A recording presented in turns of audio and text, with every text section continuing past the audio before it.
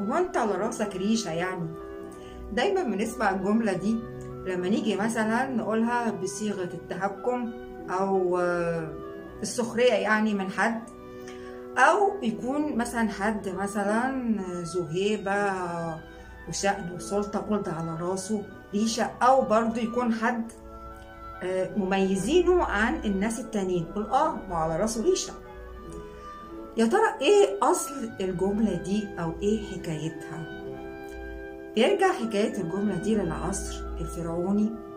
كان أيام الفراعنة كان في إله الحق والعدل والتوازن والنظام في الكون، كان اسمه الإله ماعت. الإله ماعت ده كان بيرمز أو بيرمزوله بفتاة جميلة رشيقة وموجود على يعني على راسها ريشة، وكانت ماسكة في إيديها صولجان والناحية التانية مفتاح الحياة.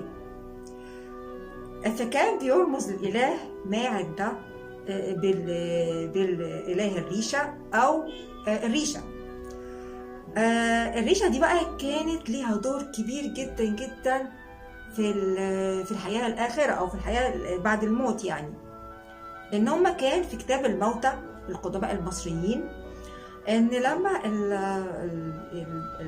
الانسان بيموت بيحطوا قلبه في كفة والريشة في كفة تانية، فلو كفة الريشة هي اللي كانت اعلى كده اعماله صالحة وهيعيش في نعيم، ولو كفة الريشة هي اللي كانت اقل تبقى اعماله كده والى الجحيم.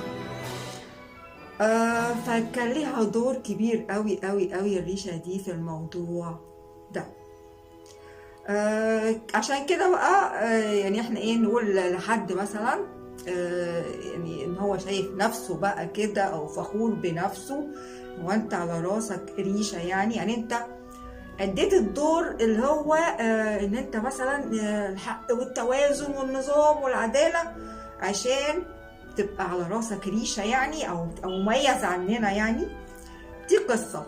القصة التانية ان كان ايام الحكم العثماني اللي بيرجع من الحرب منتصر بيحطوا على راسه ريشة، وكمان اللي كان له شأن في العلم او في السلطة او له رقي كده كانوا برضو بيحطوا على راسه ريشة، وكان برضو السلاطين والأمراء كانوا بيحطوا ريشة على اسمه ايه يعني اسمه ايه العقال، او كان اسمه لا ما كانش اسمه عقال، اسمه ايه طيب هم كانوا بيحطوا على راسهم ريشة.